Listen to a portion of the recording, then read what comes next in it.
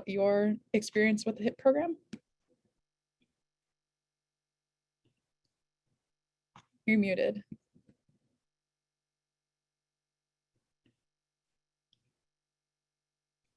Carole, you're muted.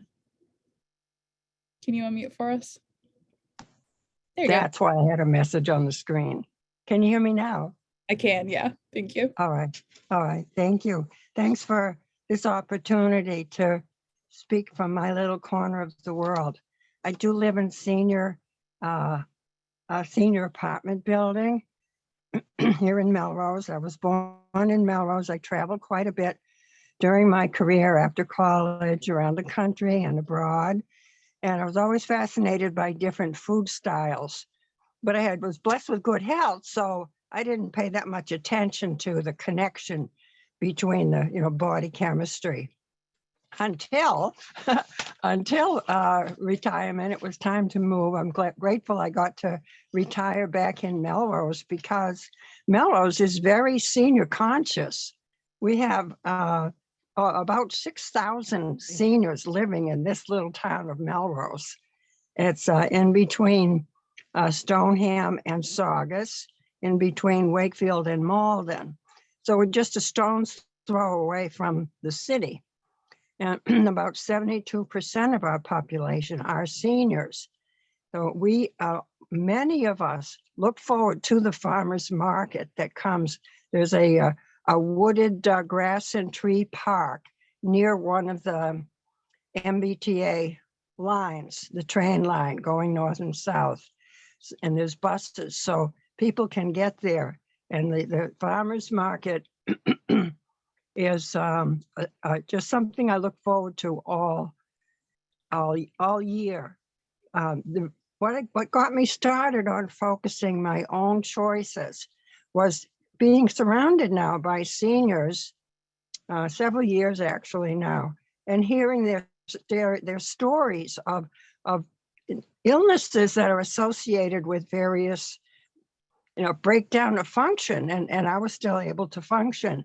So I decided to look into it, and I realized I actually got started on making healthy choices myself, no matter where I lived or how I was traveling.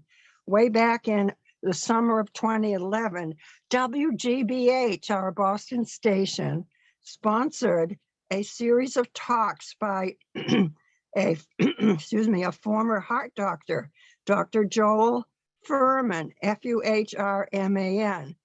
And he had this catchy phrase, G-bombs, GBOMBS, grains, berries, onions, mushrooms. And what's the last one? Help me out here, Kate. G-bombs. Spinach, salad greens? Yeah, that's it. Berries and seeds. That's it, exactly. GBOMBS. So that was clever enough, and it got me into the whole adventure of learning more and more about the connection between how I bought my food, how I prepared my food, stored it. And it's an easy thing to do. It's not an expensive hobby at all. And now I find myself 10 years into senior living, that I'm one of the few people, I don't have anything to talk about when people compare notes about their illnesses and their afflictions and their pills and so forth. I don't have anything to talk about. Hallelujah. I'm celebrating that. Excuse me. I wanted to say something about the farmers market specifically that comes to Melrose.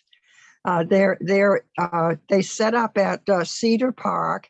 It's very well organized. We have a staff. It's been going on for over 10 years. Sorry about this frog in my throat. And we have access to transportation to get over there to the farmers market. But transportation, it just put a light bulb in my head about if I was one of the farmers growing my crops, it would be outside of Route 128 in Massachusetts. So that's at least an hour of driving. And that would be after loading their products in, then an hour of driving early in the morning, probably facing some commuter traffic, arrive in Melrose at the Cedar Park, set up their tent, offload the car, and they've done all this before the first sale is made. Every Thursday from June through, what do we have? I think they even have one in November, the Sunday before Thanksgiving. So they're so faithful to do that. And when the customers come in, we can go to what they call the market tent. It's like an office services administrative tent. We can get our SNAP there, and we can use our HIP money at the farmers market. And it's right in the center of our town.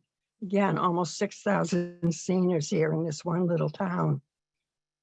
So I'm already now in the habit over 10 years of picking the freshest fruits and vegetables for me to eat. I eat very little meat, but I wanted to say that credits and kudos to these blessed farmers who go through all of that just to set up before they even make their first sale.